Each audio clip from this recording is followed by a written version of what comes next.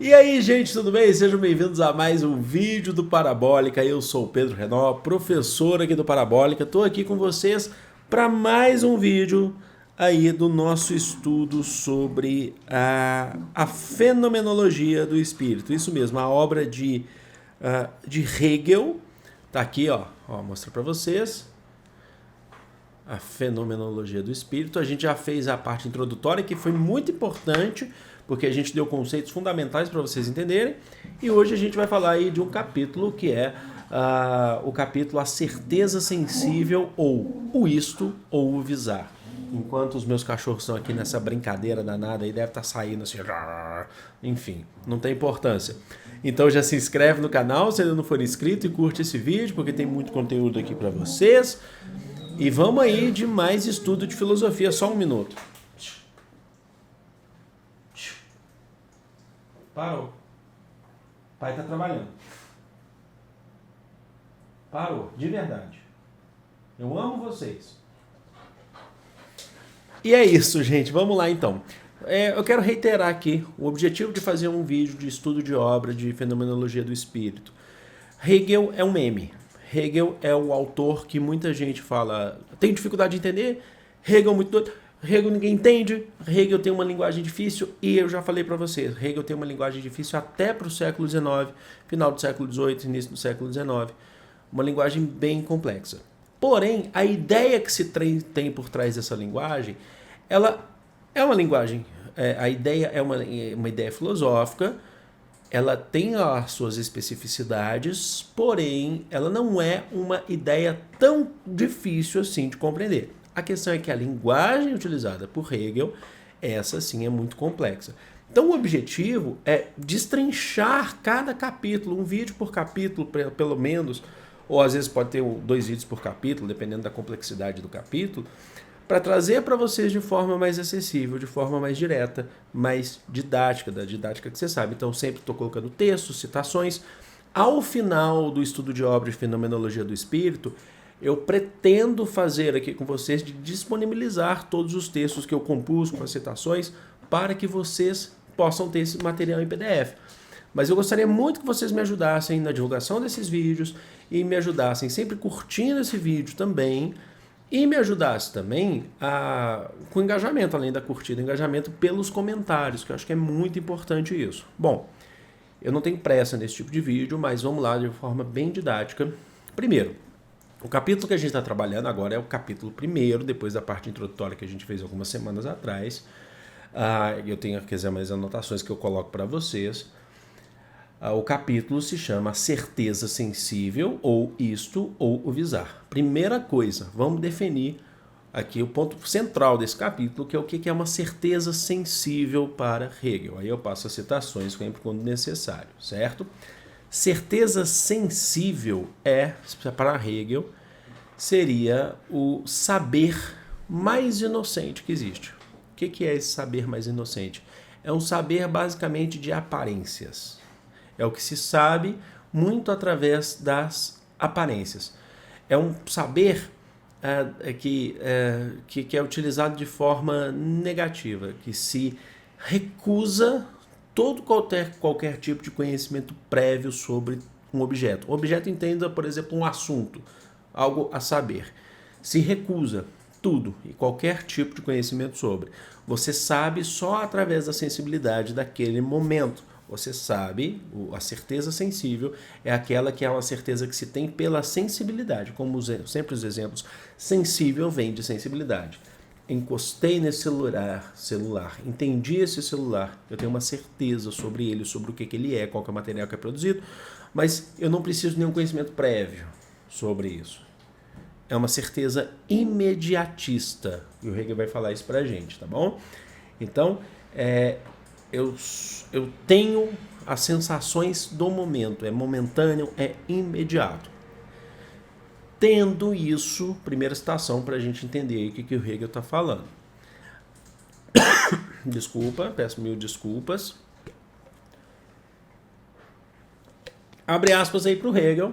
O saber que de início ou imediatamente é nosso objeto não pode ser nenhum outro senão o saber que é também imediato. Saber do imediato ou do essente. Aí eu coloquei aí pela citação, essência, a essência das coisas. O que são as coisas, para que elas servem? Essente, é porque ele usa o termo essente, tá? Devemos proceder também de forma imediata ou receptiva, nada mudando assim a maneira como ele se oferece e afastando de nosso aprender o conceituar. Então, o que ele está falando é imediato, é o que você sabe imediatamente sobre aquilo, sem nenhum tipo de conhecimento prévio que você precisa ter. Essa é, em base aí para a gente entender esse capítulo, o que o Hegel chama para a gente, então, de certeza sensível. Para corroborar, então, com isso que a gente falou, a certeza sensível, ela é, olha, o conceito que o Hegel vai usar, que eu acho que é bem interessante, é uma certeza, basicamente, receptiva. Então, ela é baseada só na receptividade. O que significa isso? Você só recebe. Receba, você só recebe. Tá bom? Significa que você não constrói nenhum tipo de conhecimento em cima disso. Você não modifica. Você não modifica. Você não altera a essência desse objeto quando se sabe dele. Você só aprende, não contribui. Compreenderam? Dito isso aqui para vocês, vamos então para a segunda citação, para falar um pouquinho mais disso aqui. Abre aspas aí para o Hegel. Deixa eu aumentar um pouquinho a minha fonte aqui para enxergar melhor. O conteúdo concreto da certeza sensível faz aparecer imediatamente essa certeza como o mais rico conhecimento, e até como conhecimento de riqueza infinda, para o qual é impossível achar limite, nem fora, se percorrermos... isso mesmo? Se percorrermos o espaço e tempo onde se expande, nem dentro, se penetrarmos nela pela divisão no interior de um fragmento tomado dessa plenitude. Além disso, a certeza sensível aparece como a mais verdadeira, é aquilo que é, pois do objeto nada ainda deixou de lado. O objeto não deixou nada de lado, é aquilo que é o que você recebe, mas o tem em toda a sua plenitude diante de si. Não se constrói em cima desse objeto, nada deixou de lado, ele é. Essa é a certeza sensível, segundo a concepção de Hegel. Agora a gente chega numa parte importante, porque aí o Hegel ele vai trabalhar com o isto dentro dessa certeza. Quando você aponta isto, o que é isto?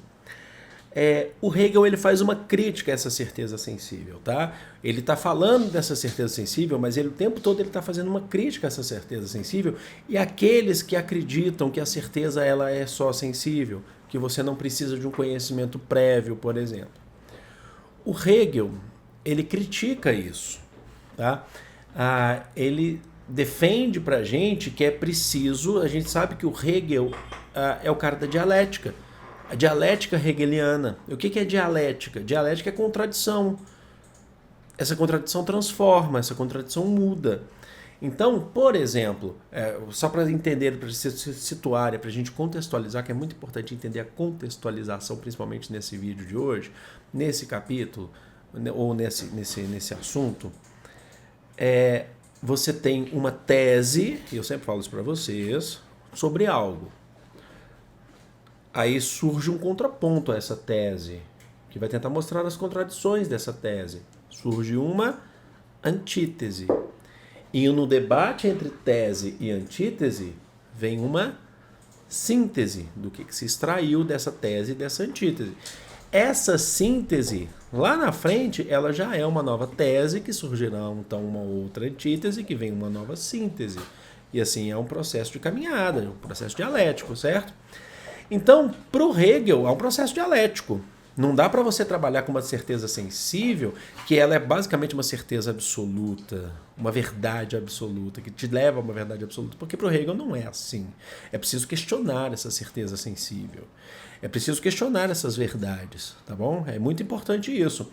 Então, ele usa o exemplo, ele se tenta situar para trazer um exemplo para a gente. É por isso que Hegel é muito difícil às vezes de ler, porque os próprios exemplos, a linguagem, a letra, a literatura de Hegel é complexa. Mas os exemplos também, eles são exemplos que são, às vezes é difícil situar nesses exemplos. Mas, por exemplo, numa noite, vamos pensar assim. Vamos trabalhar com a ideia da temporalidade. O Hegel vai trabalhar com a ideia de espaço e tempo, mas principalmente em relação ao tempo. Vamos pensar no agora para Hegel. É o que ele trabalha aqui na obra. Vamos pensar no agora. Ele usa o exemplo da noite. Se eu escrevo num papel, e o Hegel ele trabalha com isso, ele fala assim, não tem problema escrever o que você aprende os seus conhecimentos no papel. É uma forma de você guardar esse conhecimento. Mas olha só o exemplo que ele está dando, que é bem interessante. Se eu escrevo agora é noite em um papel, escrevi agora é noite em um papel e colei na parede o agora é noite e vou embora, escrevi isso durante a noite.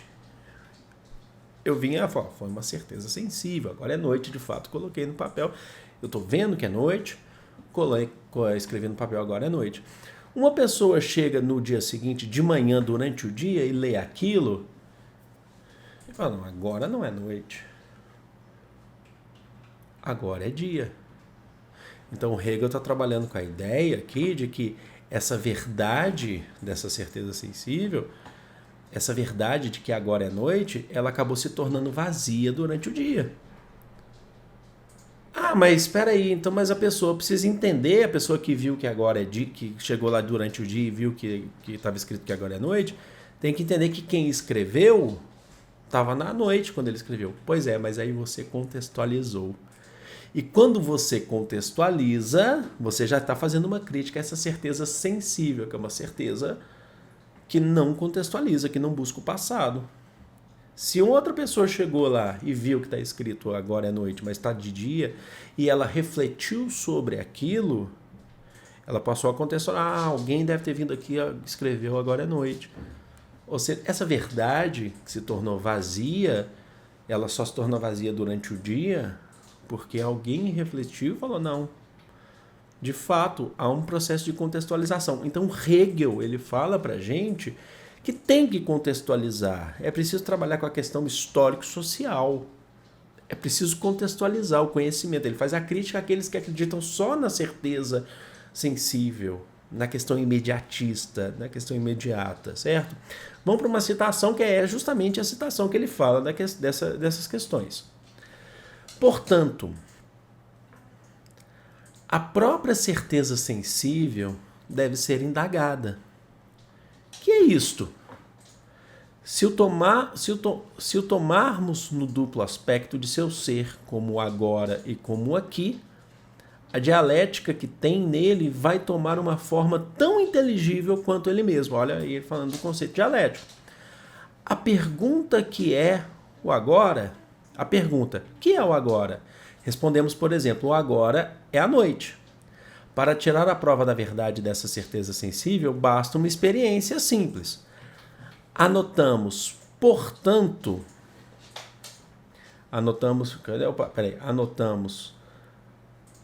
perdi aqui. Respondemos, por exemplo, o agora é noite. Para tirar a prova dessa sensível, basta uma experiência simples. Anotamos, por escrito, essa verdade. Uma verdade nada perde por ser anotada. Tá? Não nada perde, você anotou, mas não vai perder. Nem tampouco porque aguardamos. Vejamos de novo. Agora, neste meio-dia, já não é mais noite, a verdade anotada, devemos dizer, então, que se torna vazia, porque já não é mais noite, ela se torna vazia. Aí você contextualiza por que ela foi anotada naquele sentido, ela foi anotada em qual momento, contextualizou, compreenderam? Então, para a gente entender esse contexto dialético, vamos trabalhando com a questão do tempo, que é o que o Hegel trabalha nesse capítulo. A gente não afirma que o agora não é, e muito menos que o agora é. Mas sim, olha só, anotei aqui, que O agora é aquilo que, não sendo, é. Porque não dá para você falar que o agora é, sendo que depois vai ficar dia e você anotou aquilo. Compreendeu? Então, o real é que o agora é aquilo que, não sendo, é. Quando está à noite, quando está de dia. Compreenderam? Olha a citação dela. Por isso que eu falo para vocês que Hegel, eu tento trazer da maneira mais didática possível aqui para vocês, mas não é simples fazer. Por isso que eu sempre peço para vocês darem a curtida, se estiverem gostando do vídeo. É sempre muito importante porque valoriza demais o nosso trabalho. Abre aspas aí de novo para Hegel. Ele tenta trazer aí um método, um exemplo aí para a gente, ó, desse contexto dialético. Abre aspas com muita tranquilidade, com muita calma. Vemos, pois, nesse indicar só um movimento em seu curso, que é o seguinte, prestem a minha atenção. Indico o agora, que é afirmado como verdadeiro, é noite, né? Dando um exemplo. Mas o indico como o que já foi ou como um suprassumido. Suprassumo a primeira verdade. Suprassumo seria o auge. A primeira verdade é o auge. Eu falei que é e pronto. 2. Agora afirmo como segunda verdade que ele foi, que está suprassumido. Passou o auge. Tá? Passou o auge. É o seguinte, não, ele foi. Era noite, não é mais. É isso que ele está falando. A primeira verdade é noite, o agora é o auge. Depois passou esse auge. Não é mais noite. Então ele passou, afirma a segunda verdade, que ele foi. Certo? E 3. Mas o que foi não é. O que foi não é mais. Suprassumo o ser que foi ou o ser suprassumido passou. A segunda verdade. Nego com isso a negação do agora, olha só, e retorno à primeira afirmação que o agora é, porque depois chega a noite de novo. Chegou a noite de novo, o agora é de novo. Há um processo dialético de caminho sobre, compreendeu? Era noite, não é mais. Então é um processo dialético que o Hegel está fazendo aqui. Você pode achar isso um chato, você pode ficar nervoso, você pode arrancar o pouco cabelo que eu tenho, por exemplo.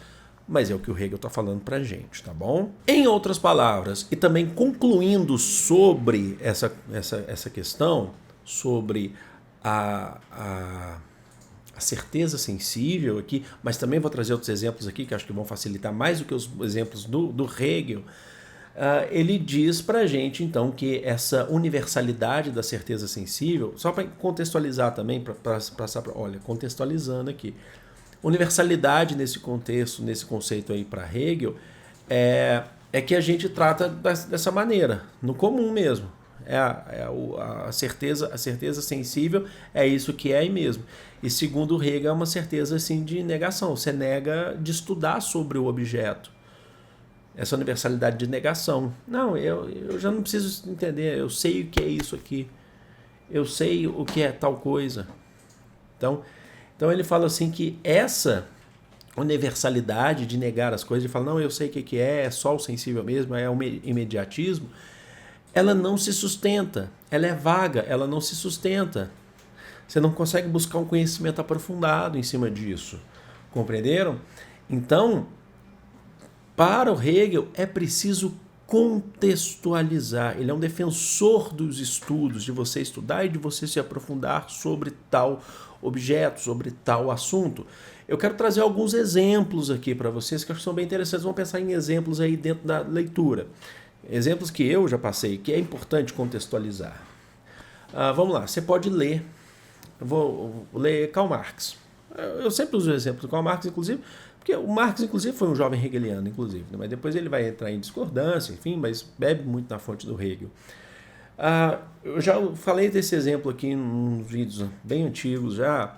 O primeiro livro que eu li direto de cabo a rabo de Marx foi um livro chamado A Ideologia Alemã. Você lê o livro A Ideologia Alemã, quero dar alguns exemplos aqui que eu acho bem interessantes. Você lê o livro da Ideologia Alemã, eu li ele e não entendi nada, porque Marx também não é fácil de ler, dependendo da obra, tá? Não entendi absolutamente nada. E eu lia lá que Marx estava fazendo crítica aos jovens hegelianos, aos neo-hegelianos, os irmãos Bauer, Bruno Bauer e tal. Eu não tinha como entender esse livro, essa obra Ideologia Alemã, se eu não contextualizasse o tempo que Marx vivia e quem eram esses jovens hegelianos, esses neo-hegelianos, e o que era ser um hegeliano. Sem a contextualização, eu saberia que Marx estava criticando, poderia até citar o que Marx está criticando, mas eu não sabia ao fundo o que Marx estava falando. Tem, assim, Marx talvez seja o autor, esse é um vídeo sobre Hegel, tá? Mas é que eu quero dar exemplos, que mais se tira do contexto, vocês sabem disso. Então, por exemplo, quando Marx fala no 18 Brumário de Luiz Bonaparte, na sua obra 18 Brumário, ele fala, o que é o 18 Brumário? O 18 Brumário é a data do golpe pelo calendário francês, que Napoleão Bonaparte chegou ao poder, no dia 18 Brumário, do 18 do mês Brumário, e Napoleão Bonaparte. E depois o Napoleão III, que era o sobrinho do Napoleão Bonaparte, que é o Luiz Bonaparte, também deu um golpe de Estado, que chegou ao poder no dia 18 do mês Brumário, do mês das Brumas. E aí Marx vai e escreve uma frase escrita assim: a história se repete, primeiro como tragédia, depois como farsa. Se você não contextualiza e não vê que tio e sobrinho deram um golpe do mesmo, mas que entender o porquê disso, a simbologia da data, entender o contexto da França, dos dois Napoleões, as pessoas vão lá e tentam falar que Marx está enxergando uma história cíclica, quando não é uma história cíclica. Se a gente pensa numa história cíclica, a gente está pensando numa história automática, basicamente positivista, e não é o caso. Então, preciso contextualizar o que Marx está falando. Vai ler o Manifesto do Partido Comunista de 1848, contextualiza a época que ele foi escrito, Primavera dos Povos, por exemplo. Você pode entender, porque ele não é uma linguagem tão difícil, mas você vai entender de fato o que é o Manifesto do Partido Comunista em 1848 se você contextualizar.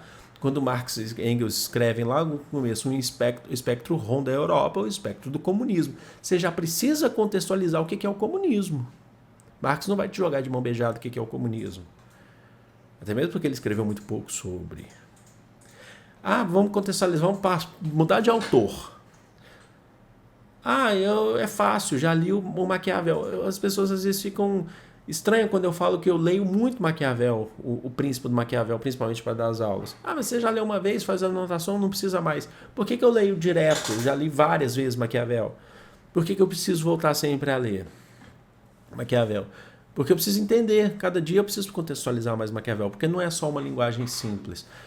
Mas você... Em linhas gerais, você fala que Maquiavel é um teórico do absolutismo. Mas ele está falando república. Contextualiza o que é a Itália, o que são as cidades italianas no século XVI. Lá em 1515, 1516, 1517.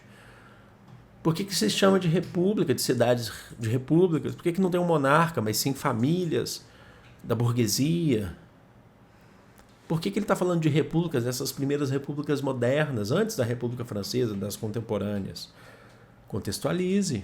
Por que Maquiavel está falando disso? Vocês compreenderam? É o que o Hegel, eu estou dando exemplos, logicamente, mas é o que o Hegel fala para a gente. É preciso contextualizar. Essas certezas sensíveis, ele tenta refutar essas certezas sensíveis. Elas acabam sendo vagas. Se você não contextualiza, se você não vai buscar o por fora, o além dela, se você não vai buscar um conceito metafísico aí. Compreenderam? Tá aí o vídeo. Eu espero de coração que vocês tenham gostado. Espero muito que vocês tenham entendido. Eu tentei trazer outros exemplos aqui para ficar mais fácil para vocês. Mas assim, eu peço muito que vocês me ajudem na divulgação desse vídeo, desses vídeos que a gente está fazendo, do canal. Porque acho que vai ajudar muito e outros capítulos virão e outras obras também posteriormente. Eu vou ficando por aqui. Eu amo vocês. É de todo o coração do mundo. Grande beijo. Fui!